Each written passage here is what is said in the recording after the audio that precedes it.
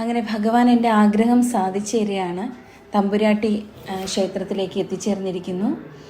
നമ്മുടെ കമ്മിറ്റിക്കാരും നാട്ടുകാരും ഒക്കെ വളരെയധികം സന്തോഷത്തിലാണ് തമ്പുരാട്ടിയെ സ്വീകരിക്കാനായിട്ട് നിന്നത്. അപ്പോൾ സെക്രട്ടറിയും പ്രസിഡൻറ്റും ചേർന്ന് പൊന്നാടയൊക്കെ അണിയിച്ച് തമ്പുരാട്ടിയെ അമ്പലത്തിലേക്ക് സ്വീകരിക്കുകയാണ്.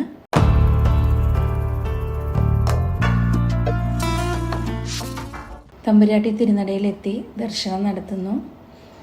തിരുമേനി പ്രസാദമൊക്കെ കൊടുത്തു തമ്പുരാട്ടിക്ക്. തമ്പുരാട്ടി അത് വളരെയധികം സന്തോഷത്തോടു കൂടി തന്നെ സ്വീകരിച്ച് ഭഗവാനെ അങ്ങനെ മനസ്സ് നിറഞ്ഞ് തൊഴുതുകൊണ്ട് നിൽക്കുകയാണ്.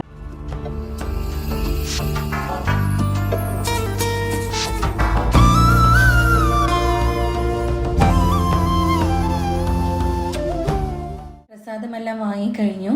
തമ്പുരാട്ടി ഇനി പ്രദക്ഷിണം വയ്ക്കുന്ന ആ ഒരു രംഗമാണ് നമ്മൾ ഈ കണ്ടുകൊണ്ടിരിക്കുന്നത്. ചന്ദ്രചൂഡ ശിവശങ്കര പാർവതി രമണായ നിനഗേ നമോ നമോ. ചന്ദ്രചൂഡ ശിവശങ്കര പാർവതി രമണാ നിനഗേ നമോ നമോ. സുന്ദരതര പിരാഗധര സുന്ദരതര പിരാഗ ധര ഗംഗാധര ഗജ ചർമാംബരധര ഗംഗാധര ഗജ ചർമാംബരധര ചന്ദ്രചൂഡ ശിവശങ്കര. ദർശനം കഴിഞ്ഞു. തമ്പുരാട്ടി വളരെയധികം സന്തോഷമായി എന്ന് പറഞ്ഞു. ഭഗവാൻ പറ്റിയതിലും ഭഗവാനെ കണ്ട് ദർശനം വാങ്ങാൻ പറ്റിയതിലും ഒക്കെ ഒരുപാട് സന്തോഷമെന്ന് പറഞ്ഞു. ഞങ്ങളുടെ കൂടെ എല്ലാം നിന്ന് ഫോട്ടോ എടുത്തു. തമ്പുരാട്ടി തിരിച്ച് പോവാണ്. എല്ലാവരോടും വളരെയധികം സന്തോഷത്തോടു കൂടി തന്നെ യാത്ര പറഞ്ഞ് തമ്പുരാട്ടി തിരികെ പോവാണ്.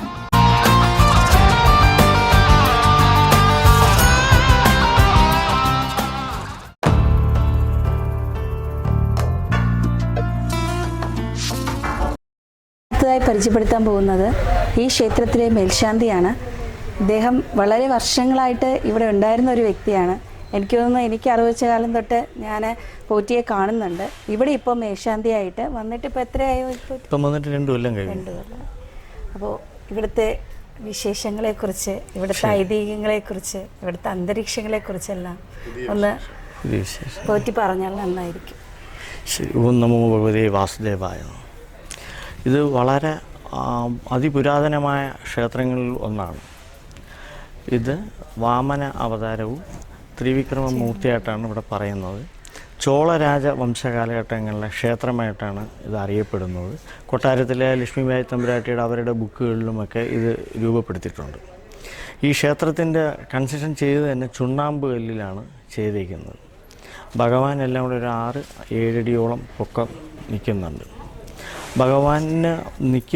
ഭഗവാന്റെ ദർശനം നിൽക്കുന്നത് എതിരെ പോകുന്ന മുളങ്കാടുകളും കിള്ളിയാറിൻ്റെ ഭംഗിയും കണ്ടാണ്, ആസ്വദിച്ചാണ് ഭഗവാന്റെ നിൽക്കുന്നത്.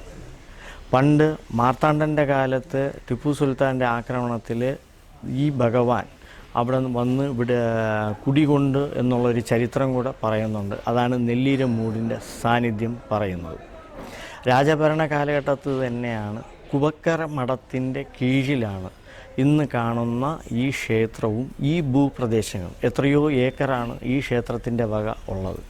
പിൽക്കാലങ്ങളിൽ ഭൂപരിഷ്കരണങ്ങളെല്ലാം വന്നതിന് ശേഷം ഭൂ ഉടമ പ്രകാരം കൈയവകാശം വെച്ചിട്ടുള്ളവർക്ക് പാട്ടം കൊടുത്ത് പല സ്ഥലങ്ങളും പോവുകയും ഈ ക്ഷേത്രത്തിൻ്റെ അക്കരെ, നദിയുടെ അക്കരെ ഇന്നും ഏക്കറിൽ ദേവന് വസ്തുവുള്ള അത് റെക്കോർഡിക്കലായിട്ടുണ്ട്, ഭൂമി കാണിക്കുന്നുണ്ട്. പിന്നെ കുവക്കര മഠത്തിന് അവർക്ക് ഇത് മുന്നോട്ട് കൊണ്ടുപോകാൻ അല്ലെങ്കിൽ അവരിൽ പിൻഗാമികളില്ലാത്തതുകൊണ്ട് ഒരു ബ്രാഹ്മണ കുടുംബത്തിന് ഇത് പൂജ നടത്താൻ അവരെ ഏൽപ്പിക്കുകയും ആ ബ്രാഹ്മണ കുടുംബം ഇവിടുത്തെ ചിലവുകൾ, അതായത് ഇവിടുത്തെ തേങ്ങ വെട്ടുന്നതും കാര്യങ്ങളെടുത്തിട്ടാണ് അന്ന് കാലങ്ങളിൽ പൂജാതി കർമ്മങ്ങൾ നടന്നുകൊണ്ടിരുന്നത്. അതിനുശേഷം തിരുവിതാംകൂർ ദേവസ്വം ബോർഡിന് ഇത് കൈമാറുകയും നാളിന്ന് വരെ തിരുവിതാംകൂർ ദേവസ്വം ബോർഡിൻ്റെ ആ ജീവനക്കാർ വന്ന് കൃത്യമായിട്ട് പൂജയും കാര്യങ്ങളും നടത്തിപ്പോരുന്നതും ക്ഷേത്രത്തിന് അഭിവൃദ്ധി ഉണ്ടാകുന്നു. അതോടൊപ്പം തന്നെ ക്ഷേത്രത്തിൽ വന്നു വരുന്ന ഭക്തജനങ്ങളും നാട്ടുകാരുടെ നല്ല സഹകരണത്തോടുകൂടി ഈ അമ്പലം നാൾക്ക് നാൾ ഉയർന്നു വന്നുകൊണ്ടിരിക്കുന്നുണ്ട്. ഞാനൊരു 15 കൊല്ലത്തിന് മുമ്പ് ഇതേ ക്ഷേത്രത്തിലെ കീശാന്തിയായിട്ട് ഞാൻ ജോലി നോക്കിയിട്ടുണ്ട്. അതിനേക്കാട്ടിലുപരി ഈ ദേശവും ക്ഷേത്രവും അതിഭയങ്കരമായിട്ടുള്ള ഉയർച്ചയിലാണ് കാണുന്നത്. ഇന്ന് ഞാൻ മേശാന്തിയായിട്ട് വന്നിട്ട് 2 കൊല്ലമാവുന്നു. അതൊരു വലിയൊരു മഹാഭാഗ്യമായിട്ടാണ് കാണുന്നത്.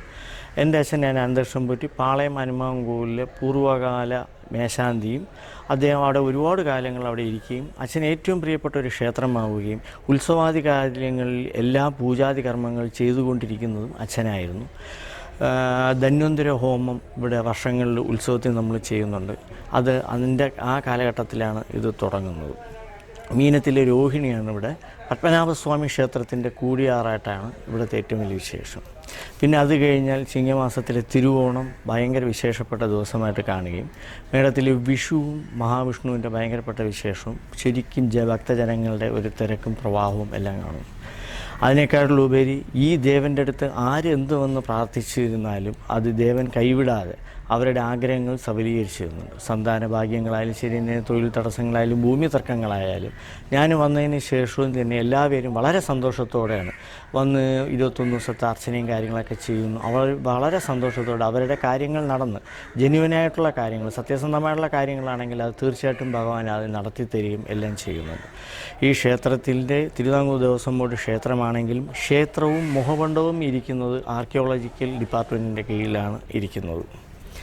ഇത് പാണ്ഡ്യവംശത്തിലും ചോളരാജവംശത്തിൻ്റെയും കാലത്തുള്ളതാണ്. ചോളരാജവംശത്തിലുള്ള ത്രിവിക്രമൻ എന്ന് പറയുന്ന ഒരു വ്യക്തിയാണ് ഈ ക്ഷേത്രത്തിൻ്റെ പണി കഴിപ്പിച്ചതും 3 ഘട്ടങ്ങളായിട്ടാണ് ഈ പണി തീർന്നതായിട്ടാണ് ആർക്കിയോളജിക്കൽ ഡിപ്പാർട്ട്മെൻറ്റിൽ ഉള്ളത്. ഈ ക്ഷേത്രത്തിൽ തേവാരപ്പുരയിൽ സ്ഥിതി ചെയ്യുന്ന ഗണപതി ഭഗവാനും ശ്രീധർമ്മശാസ്താവ് സ്വയംഭൂവായ ശ്രീധർമ്മശാസ്താവും ശിവലിംഗനും കൂടെ ഒരു ശ്രീകോവിലിനകത്ത് കുടികൊള്ളുകയും നാഗരപ്രതിഷ്ഠയുള്ളയും ദുർഗാദേവിയുടെ പ്രതിഷ്ഠയുമുള്ള ഏക സ്ഥലമായിട്ട് കാണുന്നുണ്ട്. അതിമനോഹരമായ കാഴ്ചകളും വളരെ ഒതുങ്ങിയതും എന്നാൽ നഗരത്തിൻ്റെ ഹൃദയഭാഗത്തിരിക്കുന്നതായിട്ടുള്ള ഒരു ക്ഷേത്രമാണ് ത്രിവിക്രമംഗലം മഹാവിഷ്ണു ക്ഷേത്രം. ഇതിൻ്റെ ഗോപുരങ്ങളായാലും ശരി തന്നെ, ശ്രീകോവിലായാലും ശരി തന്നെ വളരെ കാണാൻ തന്നെ അതിമനോഹരമായിട്ട് ഇരിക്കുന്നുണ്ട്. ഒരുപാട് ദൂരെ നിന്നുള്ള പല പേരും വന്നിട്ട് ഈ ക്ഷേത്രങ്ങളിൽ ഗൂഗിളിലൊക്കെ നോക്കിയിട്ട് ആ ക്ഷേത്രം കണ്ടുപിടിച്ച് അവർ വന്ന് അവൾ വളരെ ഹാപ്പി ആയിട്ടാണ് പല ദേശത്തു നിന്നും വരുന്നുണ്ട്. നോർത്ത് ഇന്ത്യൻസ് ആയാലും ശരി തന്നെ, തമിഴ്നാട്ടിൽ നിന്നായാലും ഒരുപാട് പേര് ഫോറിനേഴ്സൊക്കെ വന്ന് ഹിസ്റ്റോറിക്കലായിട്ട് അവർ വന്ന് വായിച്ച് നോക്കിയിട്ട് പോകുന്നുണ്ട്. ഇപ്പം ഈ അമ്പലത്തിൽ ഇപ്പോഴത്തെ കമ്മിറ്റി അവരുടെ എല്ലാവരുടെയും സാന്നിധ്യത്തിലൂടെ വളരെ ശ്രേഷ്ഠമായിട്ടുള്ള പുരോഗതിയാണ് ഈ ക്ഷേത്രത്തിനകത്ത് നടന്നുകൊണ്ടിരിക്കുന്നത്. ഈ വരുന്ന ഏപ്രിൽ 12-ാം തീയതിയാണ് ഉത്സവത്തിൻ്റെ കൊടിയേറുന്നത്. എല്ലാ ഭക്തജനങ്ങളും വന്ന് അത് ഭംഗിയായിട്ട് ചെയ്യുന്നുണ്ട്. ഇവരുടെ കമ്മിറ്റിക്കാരുടെയും സൈനികരുടെയും എല്ലാവരുടെയും കൂടെ കൂട്ടായ്മ കൊണ്ട് ദേവന് വേണ്ടി ഒരു വാഹനം സമർപ്പിച്ചു. ഗരുഡ വാഹനം അവർ സമർപ്പിക്കുകയുണ്ടായി. ആ ഗരുഡ വാഹനം ഏകാദശി ദിവസങ്ങളിലും ഉത്സവാദി ദിവസങ്ങളിലും ദേവന് ആ ഗരുഡ വാഹനത്തിൽ വന്ന് പ്രദക്ഷിണം വയ്ക്കുന്നതായിട്ടുള്ളൊരു ചടങ്ങുണ്ട്. അതിമനോഹരമായ തേക്കുംതേഴിലും വെള്ളിയിലും തീർത്ത ഗരുഡ വാഹനമാണ് ഭക്തജനങ്ങളും ആ സൈനികരും കമ്മിറ്റിക്കാരുടെയും സാന്നിധ്യത്തിൽ ദേവസ്വത്തിന് സമർപ്പിക്കുകയും ഈ പറയുന്ന ദിവസങ്ങളിൽ എഴുന്നള്ളത്തി ചെയ്യാൻ വേണ്ടിയിട്ടുള്ള തയ്യാറെടുപ്പ് നടന്നുകൊണ്ടിരിക്കുകയും ചെയ്യുന്നത്. ഇത് എല്ലാം കണ്ട് ഭക്തജനങ്ങളുടെ എല്ലാ ശ്രേയസ്സിനും ഐശ്വര്യത്തിനും ക്ഷേമത്തിനും വേണ്ടി ഞാനും പ്രാർത്ഥിക്കുന്നു. നിങ്ങളെല്ലാവരും വന്ന് ഭഗവാനോടൊരു സായുജ്യവും അനുഗ്രഹവും. ഇതിൽ വളരെ വിശിഷ്ടമായിട്ടുള്ളൊരു കാര്യം എന്ന് വെച്ച് കഴിഞ്ഞാൽ പത്മനാഭസ്വാമി ക്ഷേത്രത്തിലെ അതേ നൈവേദ്യത്തിൻ്റെ ഒരു അംശമാണ് ഈ ദേവനും എല്ലാ ദിവസവും ഉച്ചപൂജയ്ക്ക് നൈവേദിക്കുന്നത്. വെള്ളി തട്ടത്തിൽ ദേവന് വേണ്ടി വെള്ളിത്തട്ടത്തിൽ ഇഞ്ചിത്തൈരും വഴുതലങ്ങയുടെ മെഴുക്ക് വരട്ടിയും ഉപ്പുമാങ്ങയുമാണ് ദേവൻ്റെ പ്രധാന വഴിപാടായിട്ട് നടത്തുന്നത്. അത് കഴിഞ്ഞിട്ട് പാൽപ്പായസം ചെയ്യുന്നുണ്ട്. ഇത് എല്ലാ ദിവസവും ദേവൻ്റെ വിശിഷ്ടമായിട്ടുള്ള ആ നൈവേദ്യമാണ്. ആ നൈവേദ്യം മേടിക്കാനായിട്ട് പല ജനങ്ങളും പല ദൂരെ നിന്നും വന്ന് ആ ദേവൻ്റെ പ്രസാദം കൈകൊണ്ട് അവർ വളരെ സന്തുഷ്ടരാകും. അതിനേക്കാൾ ഉപരി ഇവിടെ ദേവന് ഏറ്റവും വിശേഷപ്പെട്ടത് വെണ്ണ മുഴുക്കാപ്പും കൂടെയാണ്. ദേവൻ ആ ഉള്ളം കിരീടത്തിൻ്റെ അവിടെ മുതൽ ഉള്ളം പാദം വരെ നമ്മൾ വെണ്ണ കൊണ്ട് ഭഗവാനെ അലങ്കരിക്കുന്നുണ്ട്. പിന്നെ കലശാദി പൂജകൾ നടക്കുന്നുണ്ട്, കളഭാഭിഷേകങ്ങൾ നടത്തുന്നുണ്ട്. ഇവിടുത്തെ തന്ത്രി അദ്ദേഹം തിരുവല്ലം കുഴിക്കാട്ടില്ലം പരമേശ്വര ഭട്ടതിരിപ്പാടിൻ്റെ കാർമ്മികത്തിലാണ് ഉത്സവാദി കൊടിയേറ്റ് കൊടിയിറക്ക് ചടങ്ങുകളെല്ലാം ഭംഗിയായിട്ട് എല്ലാ കാര്യങ്ങളിലും നടക്കുന്നത്. എല്ലാവരുടെയും സഹായ സഹകരണങ്ങളോടുകൂടി അമ്പലം വളരെ അത്യുന്നതമായിട്ടുള്ള വിധത്തിൽ മുന്നേറുന്നുണ്ട്. ഇത് നമ്മുടെ അമ്പലത്തിലെ കീശാന്തിയാണ്. എൻ്റെ പേര് സനൽ സൂര്യ. ഞാൻ നെയ്യാറ്റിൻകരയിൽ നിന്ന് വരികയാണ്. ഞാനിപ്പോൾ ഇവിടെ ചാർജ് എടുത്തിട്ട് 1 മാസമായി. ഒരു എക്സ്പീരിയൻസിനെ കുറിച്ചാണ്.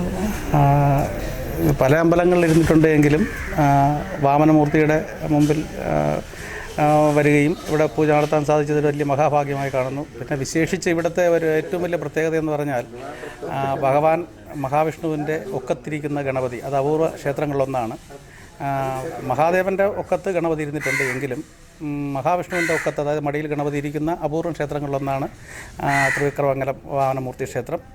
ഭഗവാന്റെ ചക്രായുധം ഗണപതി എടുത്ത് ഒളിപ്പിക്കുകയും ആ ഗണപതിയുടെ മുമ്പിൽ ഭഗവാൻ ആദ്യമായിട്ട് ഏത്തമിടുകയും ഏത്തമിട്ട് സന്തോഷവാനായിട്ടുള്ള മഹാഗണപതിയെ ഭഗവാൻ എടുത്ത് മടിയിലിരുത്തിയ അങ്ങനെയുള്ള നല്ല അപൂർവമായ ക്ഷേത്രങ്ങളിലൊന്നാണ് ശ്രീ ത്രിവിക്രമംഗലം മഹാവിഷ്ണു ക്ഷേത്രം. ഇത് നമ്മുടെ സ്വന്തം മായ ചേച്ചി ഇവിടെ 10 വർഷമായിട്ട് ഭഗവാന്റെ തിരുസന്നിധിയിൽ അങ്ങനെ ഇവിടുത്തെ കാര്യങ്ങളൊക്കെ നോക്കി നടക്കുകയാണ്. അപ്പോൾ ചേച്ചിക്ക് എന്താണ് നമുക്ക് ഭഗവാനെക്കുറിച്ച് പറയാനുള്ളത് എന്ന് നമുക്കൊന്ന് കേൾക്കാലോ. എനിക്ക് അങ്ങനെ ഒരുപാട് ഭഗവാനെക്കുറിച്ച് പറയാനൊന്നും അറിയില്ല. എനിക്ക് ഭയങ്കര വിശ്വാസമാണ്. എൻ്റെ അനുഭവത്തിൽ നിന്ന് വിശ്വാസം ഉള്ളത്, എൻ്റെ അനുഭവത്തിൽ നിന്ന് എനിക്കുള്ള വിശ്വാസം ഭയങ്കര വിശ്വാസമാണ് എനിക്ക്. അല്ലാതെ ഒരുപാടൊന്നും പറയാനൊന്നും എനിക്ക് അറിയില്ല. അതിൻ്റെ ഭർത്താവിന് സുഖമില്ലാതെ വന്നപ്പോൾ ഭഗവാന്റെ ഒരിതുകൊണ്ടാണ് പോയിട്ട് ഇങ്ങനെ വന്നതാണ്. അതുകൊണ്ട് അത് ഭയങ്കര വിശ്വാസമുണ്ട് എനിക്ക്. അല്ലാതെ വേറെ ഒന്നും പെട്ടെന്നൊന്നും പറയാൻ. നിത്യേനെ തൊഴാനെത്തുന്ന മറ്റൊരു ഭക്തിയെ പരിചയപ്പെടാം. ആരതി എന്നാണ് പേര്. അപ്പോൾ മാഡത്തിൻ്റെ അനുഭവങ്ങളെക്കുറിച്ച് ഞങ്ങളോട്. ഞാൻ ഇവിടെ 2 വർഷത്തോളം ഇവിടെ വരാറുണ്ട്. ഞാൻ എല്ലാ ശനിയാഴ്ചയും വ്യാഴാഴ്ചയും ഞാൻ ഇത് വരാറുണ്ട്. ഇവിടെ വന്നതിന് ശേഷം മനസ്സിന് നല്ലൊരു പോസിറ്റീവ് എനർജിയാണ്. രാവിലെ ഇവിടെ വന്ന് നമ്മൾ തൊഴുത് പോകുമ്പോഴത്തേക്ക് ഭയങ്കര എനർജിയാണ്.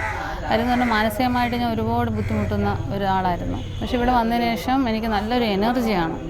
വേറെ ഇവിടെ നിന്ന് കിട്ടുന്നതിനും കാട്ടിയും ഒരു വ്യാഴാഴ്ച ശനിയാഴ്ച ആകുമ്പോൾ കറക്റ്റായിട്ട് ഞാൻ ഇവിടെ എത്തിയിരിക്കും. അത് വന്ന് തൊഴുതിട്ട് പോകുമ്പോൾ പിന്നെ ഭഗവാന് കുറച്ച് തൃക്കൈ വെണ്ണയും കൂടെ കൊടുത്തിട്ടാണ് ഡെയിലി പോകുന്നത്. അത് കൊണ്ടുപോയി വീട്ടിൽ പിള്ളേർക്കെല്ലാം കൊടുക്കുമ്പോഴത്തേക്കും അതൊരു വലിയൊരു സമാധാനം. ചേച്ചിയെ കാത്ത് വീട്ടിൽ പിള്ളേർ ഇരിക്കും. അതാണ് ഇത് കൊണ്ടുപോകാൻ വേണ്ടിയിട്ട് വെയിറ്റ് ചെയ്തിരിക്കും.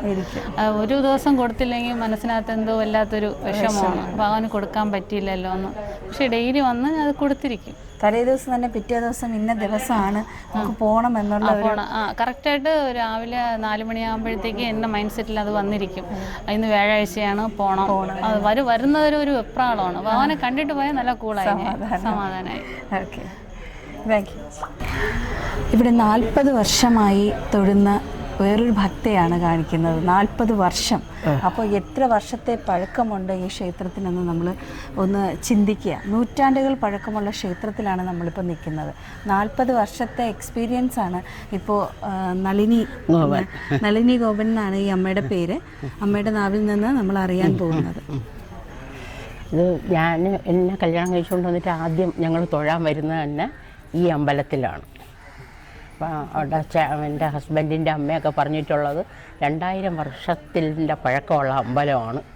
ഇവിടെ വന്ന് നമ്മൾ എന്തെന്ന് പറഞ്ഞാൽ നമ്മുടെ ദുഃഖങ്ങൾ എന്ത് പറഞ്ഞാലും അത് സാധിച്ചു തരുമെന്നാണ്. പക്ഷേ പിന്നെ കുറച്ച് കാലം ഞാൻ പൂജപ്പുരയായിരുന്നു. അപ്പോൾ എന്നും വരാനൊന്നും പറ്റില്ല. എന്തെങ്കിലും അത്യാവശ്യ ദിവസങ്ങളിൽ വരും. ഇപ്പോൾ ഒരു 25 വർഷമായിട്ട് കാലത്തെ ജോലിയൊക്കെ ഒരുവിധം ഒതുക്കിയിട്ട് ഇതുപോലെ ഒരു 9 മണിക്ക് വന്നു കഴിഞ്ഞാൽ ദീപാരാധന തൊഴുതിട്ടേ പോവാറുള്ളൂ. രാത്രി നമുക്ക് എത്ര വയ്യാതെ കടന്നാലും ഏതെങ്കിലും സമയത്ത് നമ്മളെ ഉണർത്തി ഇവിടെ വെടിയിക്കും തൊഴിയിക്കാൻ. പിന്നെ ഈ പറഞ്ഞ പോലെ ആ പ്രാർത്ഥനയുടേതാണ് എൻ്റെ 2 കുട്ടികളും ഇന്ന് ഒരാൾ ഹൈദരാബാദിലും ഒരാൾ ലണ്ടനിലും ഇരിക്കുന്നു. പിന്നെ എനിക്കും ഇങ്ങനെ വരാനുള്ള ഇത്രയും ആരോഗ്യം തരുന്നതും ഇവിടുത്തെ ഭഗവാന്റെ കടാക്ഷം തന്നെയാണ് എന്ന് വിശ്വസിക്കുന്ന ഒരു ആളാണ് ഞാൻ. പിന്നെ എന്തെങ്കിലും നമ്മളെ കുടുംബത്തിൽ തന്നെ എന്തെങ്കിലും ഒരു പ്രശ്നം വന്നാൽ ഇവിടുത്തെ പോറ്റിമാരോടോ എന്തെങ്കിലും ചോദിക്കും. അവർ പറയുന്ന പ്രതിവിധി ചെയ്തു കഴിഞ്ഞാൽ അതെല്ലാം ഇതുവരെയും സാധിച്ചു തന്നിട്ടുണ്ട്. എൻ്റെ ബന്ധത്തിൽ ഇതുപോലെ ഒരു കുട്ടിക്ക് അബോഷനായിട്ട് 4 വർഷം വരെ കുട്ടികളില്ലായിരുന്നു. അപ്പോൾ നമ്മുടെ പഴയ ഒരു പോറ്റിയായിരുന്നു. ആ പോറ്റിയോട് ചോദിച്ചപ്പം പോറ്റി പറഞ്ഞു, ഒരു പരിഹാരം പറഞ്ഞു തന്നു. ഞാനത് ചെയ്തു. ഇപ്പം കുട്ടിയുണ്ടായ കുഞ്ഞിന് 1.25 വയസ്സായി. ഇതിപ്പോൾ നമ്മൾ കേൾക്കാൻ തുടങ്ങിയിട്ട് കുറേ പേരായിട്ട് നമ്മളോട് പറയുന്നില്ലേ, കുഞ്ഞുങ്ങൾക്ക് ബുദ്ധിമുട്ട് വരുന്ന ദമ്പതികൾ, ഞാൻ ഉൾപ്പെടെയുള്ള വ്യക്തികൾ.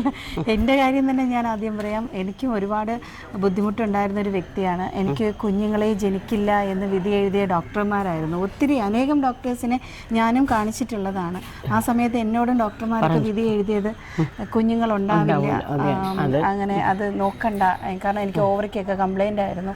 അപ്പോൾ അത് കാരണം അത് നോക്കണ്ട എന്നുള്ള ഒരു ബാഡ് തിങ്ക് തന്നെയായിരുന്നു എനിക്ക്. പക്ഷേ എനിക്ക് തോന്നുന്നു കൃത്യമായിട്ട് ഇപ്പോൾ അമ്മ പറഞ്ഞ കണക്ക് ഞാനും ഇവിടെ വന്ന് അത്രയ്ക്കും മനമറുതി വിളിച്ച സമയങ്ങളുണ്ട്. പക്ഷെ അതിന് ഭഗവാൻ ഫലം തന്നു എന്ന് തന്നെ ഞാൻ പറയും. ഈശ്വരൻ്റെ ഒരു കൃപ കൊണ്ട് എനിക്കും ഒരു മോളുണ്ട്. ശ്രീഭദ്ര എന്നാണ് പേര്. എനിക്കൊരു മോളുണ്ട്. ഇപ്പോൾ നമ്മളിവിടെ സംസാരിച്ചതിൽ നേരത്തെ നമ്മുടെ കാര്യക്കാർ ചേട്ടനും ഇവിടെ അമ്മയും ഇവിടെ വേറെ 1-2 പേരോടൊക്കെ നമ്മൾ സംസാരിക്കുമ്പോൾ എല്ലാവരും പറയുന്ന ആദ്യ കാര്യം കുഞ്ഞുങ്ങളില്ലാത്തവർക്ക്, അതാണ് പ്രധാനപ്പെട്ട കാര്യം. കുഞ്ഞുങ്ങളില്ലാത്തവർക്ക് ഇവിടെ വന്ന് ഭഗവാന്റെ സന്നിധിയിൽ തൊഴുതാൽ കുഞ്ഞുങ്ങളെ വരമായി ലഭിക്കുന്നു, അതിനുള്ള ഭാഗ്യമുണ്ടാകുന്നു എന്നുള്ളതാണ് നമ്മളിൽ നിന്ന് മനസ്സിലാക്കേണ്ട മറ്റൊരു കാര്യം. നല്ല ശരീരസുഖവും എല്ലാം ഭഗവാൻ തരുന്നതാണെന്നാണ് നമ്മളിപ്പോഴും വിശ്വസിക്കണം. ആ സമയത്ത് ഓടി വരാനും ദീപാരാധന കഴിഞ്ഞ് മാത്രമേ തിരിച്ചു പോകാറുള്ളൂ. ഇവിടെ മറ്റൊരു പ്രധാനപ്പെട്ട അർച്ചന ധന്വന്തര അർച്ചനയുണ്ട്. ധന്വന്തരി അർച്ചന, അത് ആയുരാരോഗ്യ സൗഖ്യത്തിന് വേണ്ടി ധന്വന്തരി അർച്ചനയുണ്ട്. കൊച്ചുകുട്ടികളുടെ വിദ്യാഭ്യാസം അതൊക്കെ മുടക്കം വരാതിരിക്കാൻ വിദ്യാസൂക്ത അർച്ചന നടത്തുന്നുണ്ട്. സാധാരണ അർച്ചനയുണ്ട്, എല്ലാം ഉണ്ട്. പിന്നെ ആയില്യ പൂജയും അതുപോലെ നല്ല ഭംഗിയായിട്ട് ഇവിടെ നടക്കും. ഇവിടെ നമസ്കാരം സാർ. നമസ്കാരം. ഇവിടെ എത്ര നാളായി തൊഴാൻ വരുന്നു? ഞാനൊരു 30-32 വർഷമായിട്ട്. സാറിന്റെ പേരെങ്ങനെയായിരുന്നു? രാജീവാണ്. സാർ, ഇവിടുത്തെ അമ്പലത്തെക്കുറിച്ച് സാറിന് എന്താ പറയാനുള്ളത്? ഇപ്പം നമ്മളിവിടെ ആരോട് ചോദിച്ചാലും ഇവിടെ കുഞ്ഞുങ്ങളില്ലാത്തവർക്ക് സന്താന ഭാഗ്യം ഉണ്ടാവുന്നു എന്നുള്ളതാണ് എല്ലാവരും എടുത്തു പറയുന്ന കാര്യം. അപ്പോൾ സാറിന് എന്തെങ്കിലും ഒരു അനുഭവം? എന്നെ സംബന്ധിച്ചോളം എനിക്ക് നല്ല അനുഭവങ്ങളാണ് ഇതുവരെ ഉണ്ടായിട്ടുള്ളത്. എൻ്റെ അനുഭവത്തിൽ പ്രത്യേകിച്ച് വ്യാഴാഴ്ച എനിക്ക് നല്ല അനുഭവമാണ് ഉണ്ടായിട്ടുള്ളത്. ഞാൻ എന്തെങ്കിലും മനസ്സിലാതെ വിചാരിച്ചിട്ടുണ്ടെങ്കിൽ പ്രത്യേകിച്ച് വ്യാഴാഴ്ച എനിക്ക് ഉണ്ടാവാറുണ്ട്. എന്താണ് എന്തെങ്കിലും ഒരു അനുഭവം സാറിന് പറയാനായിട്ടുണ്ടോ? പ്രത്യേകിച്ച് നമുക്ക് വ്യാഴാഴ്ചയൊക്കെ ആണെങ്കിൽ നമുക്ക് എന്തെങ്കിലും മനസ്സിൽ പ്രയാസമുള്ള ഒരു കാര്യമാണെങ്കിൽ അത് നമ്മൾ ഭഗവാനോട് പ്രാർത്ഥിച്ചാൽ അത് ഉറപ്പായിട്ട് നടക്കും. പക്ഷെ അതെനിക്കത് പുറത്ത് പറയാൻ പറ്റില്ല.